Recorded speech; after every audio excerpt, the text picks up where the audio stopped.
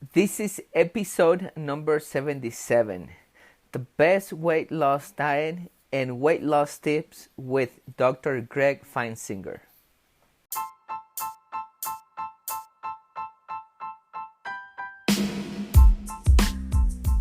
Welcome everybody to another episode here in Body and Mind Transformation by Custom Body Fitness. This is your health coach, Sandro Torres. And today I'm going to share with you a talk by Dr. Greg Feinsinger. He is a vegetarian. He's a well-known doctor here in town in Glenwood Springs and Carbondale, the Roaring Fork area. He has helped a lot of people lose weight and stay healthy. Help a lot of people reverse the choleratic diseases by helping them change their diet.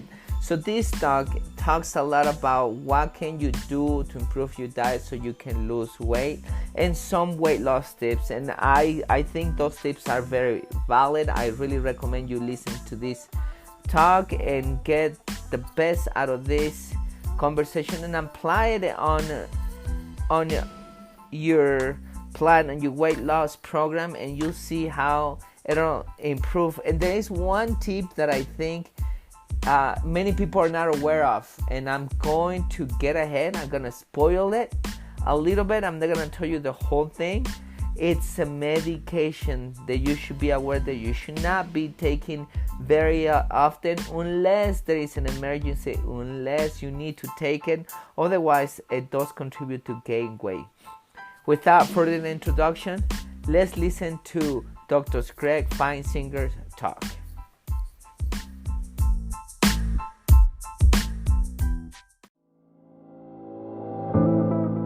At CBF, we know that for you to change your body, you need to change your mind. Exercise and eating healthy is only part of the plan. We care about our members as we care about our family, because our members become our family.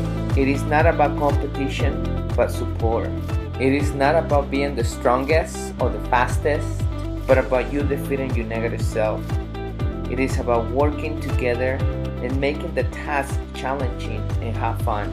By the end, what matters is not how hard the session was, but that you take control of your mind so you can take control of your body. My name is Sandro Torres, and I'm happy you are part of our family. Welcome to Custom Body Fitness.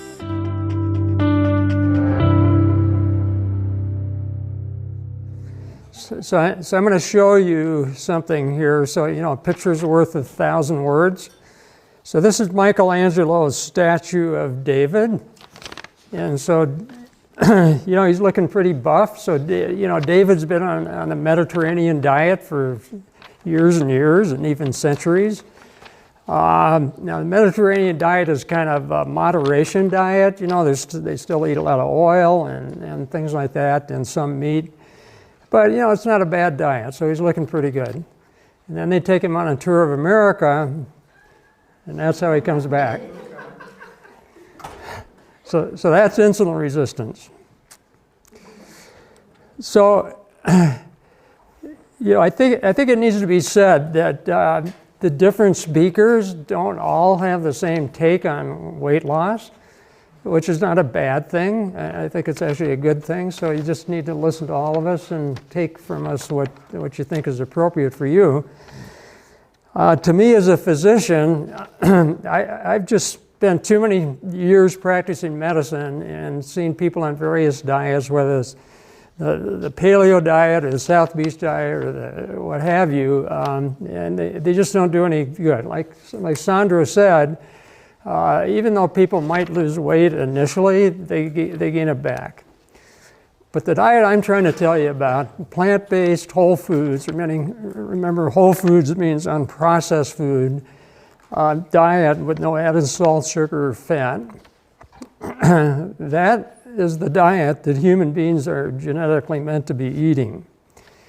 And I think that, and a lot of other people think that the reason so many people are overweight is because we're not eating what we're genetically supposed to be eating, what we evolved to eat over 20 million years. So this plant-based diet,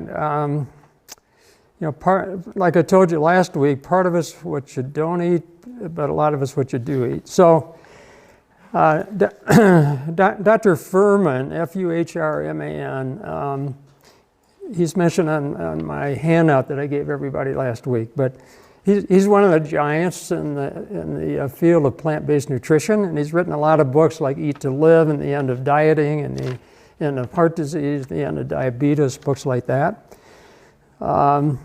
He feels, what he promotes is the nutritarian diet. So the nutritarian diet means that every calorie you put in your mouth should have the most nutrients possible. And in order to do that, you've got to eat plants. Because if you're eating animal products, you're going to get lots of calories without a lot of nutrients. Sure, you're going to be getting fat and protein and carbohydrates, the macronutrients, but you're not going to be getting the micronutrients, which are so important for prevention of diabetes and heart disease and cancer and so forth. So I'm going to, this is supposed to be about weight loss, and in a minute I'm going to talk about why you shouldn't be eating the things you shouldn't be eating. But first, I just want to give you just a few tips, because I like to make this very simple. I think so many diets are so complicated. You can have a little bit of this and a little bit of that, and people just throw up their hands and say, forget it. This diet is very simple, this one I'm telling you about. And I also would point out that Dr. Esselstyn, who's featured in Force Over Knives, says don't eat your meals with a calculator. Don't calculate how many calories you're eating, how much protein you're getting, and that kind of thing. If you eat a variety of fruit and vegetable and whole grains, your body has an amazing ability to take from those foods what it needs. So some tips to lose weight. So first of all, eat food with lots of nutrients and low calorie density. So with a plant-based diet, you're going to be eating a bigger volume of food, actually, so you're not going to go hungry, but it's going to be much less calorie dense.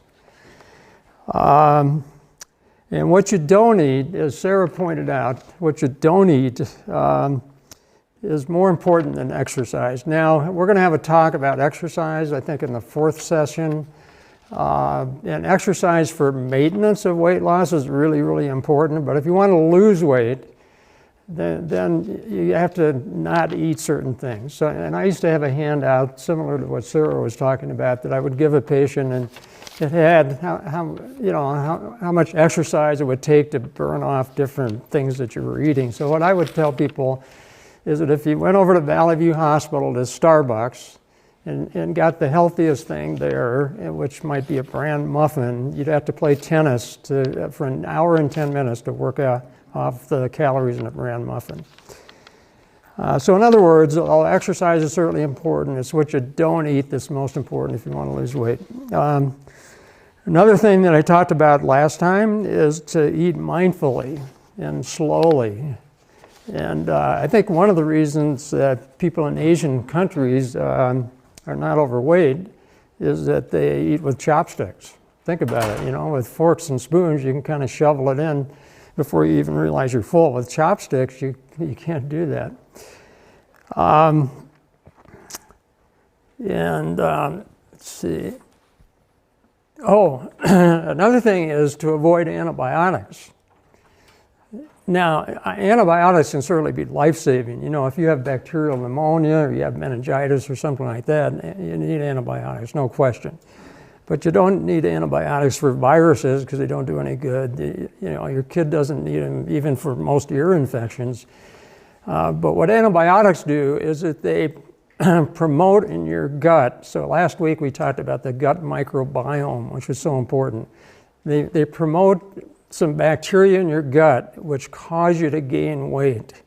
So there are other good bacteria in your gut that help you lose weight because the bacteria actually change your metabolism and actually digest some of the food that you're eating.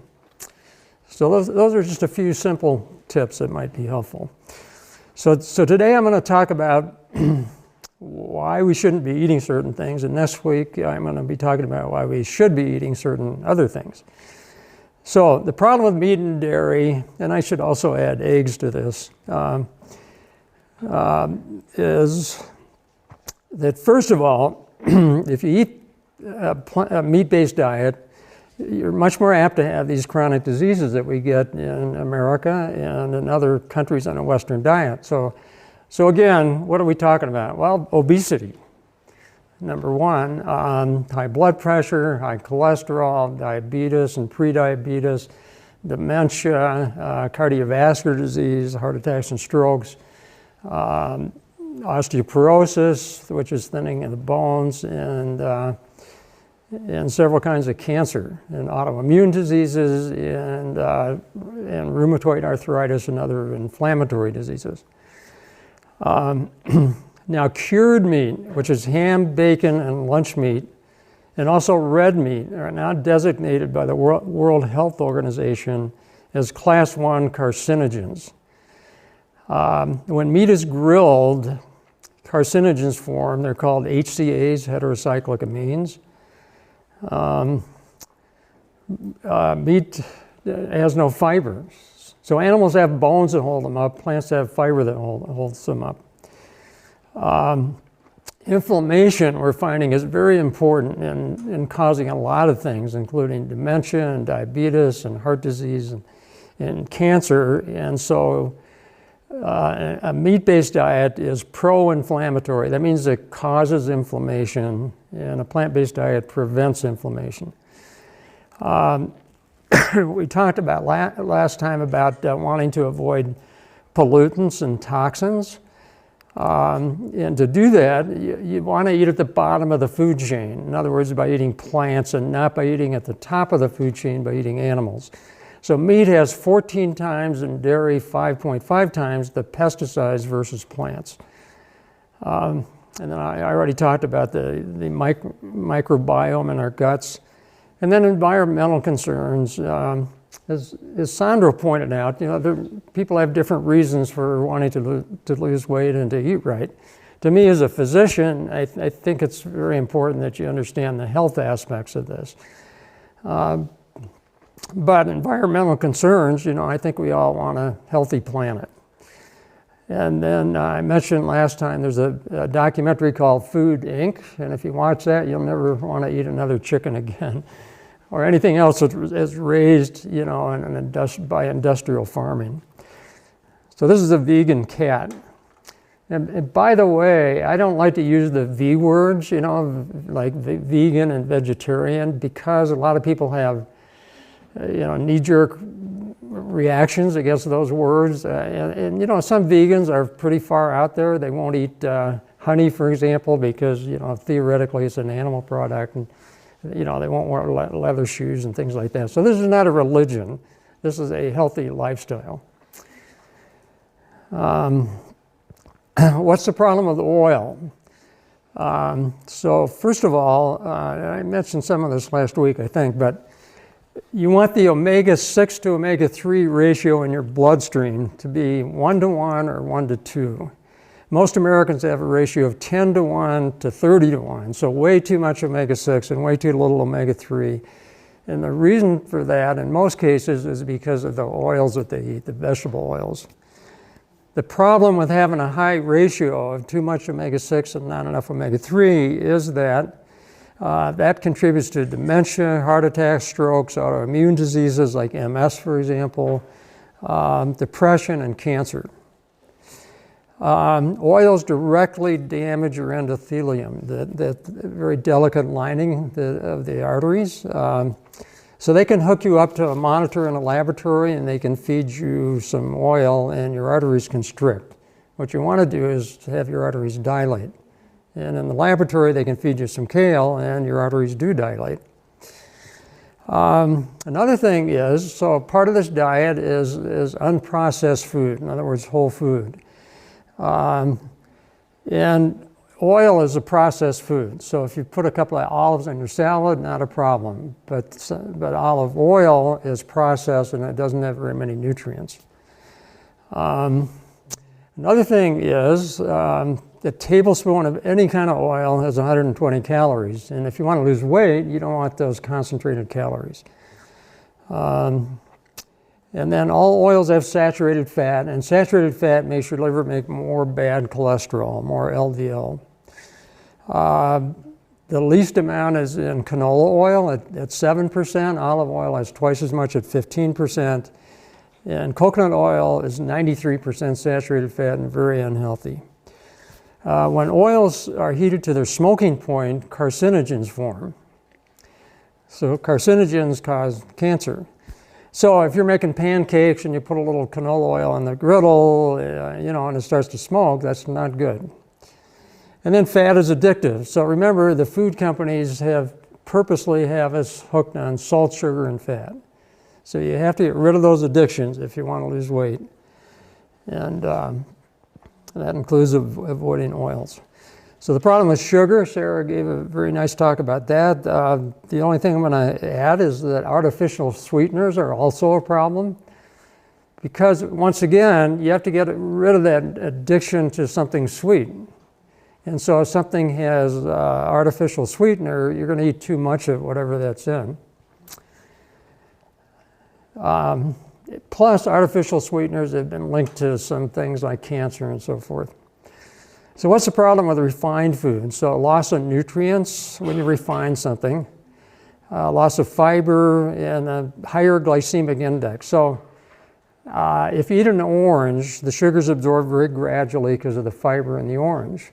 If you drink orange juice, your sugar shoots up right away. So that orange juice is what we give to a diabetic who's having an insulin reaction. They take too much insulin, you can actually die from that, and their blood sugar drops way down, and you give them orange juice, and it brings their sugar right back up. So when your body's making more and more insulin all the time, that's not good. That leads to diabetes. So Dr. Furman says the whiter your bread, the sooner you're dead, as far as refined food. So with rice, the healthiest rice is black rice. It's called forbidden rice. So remember last week I talked about the importance of intensely colored food or intensely flavored. It has a lot of antioxidants and cancer-fighting properties and so forth. So black rice is the best, and then red rice is second best. I don't know where you get that, actually. Brown rice is next best, and just stay away from white rice. And then the problem with seafood. So first of all, it's an animal protein. And remember I talked about the China study, the biggest epidemiologic study that's ever been done in the history of the world. So epidemiologic studies, you study a big population of people and see what they eat and see what diseases they get and see what they die from. So the bad actor in the China study was animal protein. And fish is an animal protein. The main problem, though, is that almost all fish these days has heavy metals and PCBs and other pollutants. The problem with salt is that eventually it tends to cause hypertension.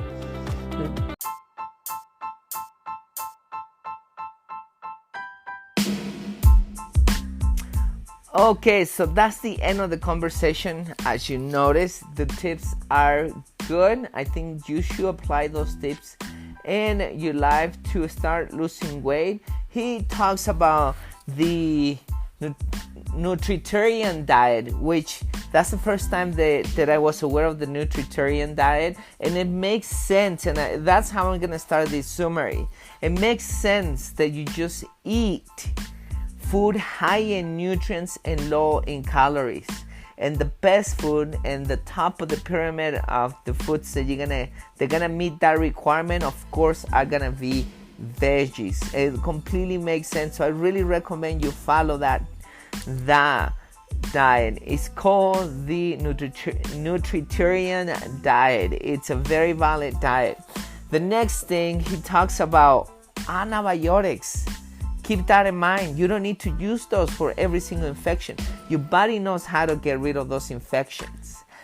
Every single small infection, like Dr. Feinsinger said, unless it's life-threatening, other than that, you don't need to take any antibiotics. Otherwise, you're gonna be killing the good bacteria and promoting bad bacteria, and you're gonna start gaining weight. Another thing that also it's good is that you need to stop drinking and eating processed food because they have added sugars. So I think it's another good tip right there. So that's what I got from his conversation. Of course, he talked about a lot more things, but these are the things that are sticking to me. So whatever you got from this conversation, please comment, email me, so we can all get the same information you getting for this conversation. Anyway, thank you so much for being with us. Thank you so much to continue following us. And remember to stay mentally and physically healthy and close to God. And we're gonna be tuning in the next episode. And remember to share this with people who need this information. Do it with your mom, your dad, your brother, your neighbor, whoever you think needs to listen to this information. And thank you.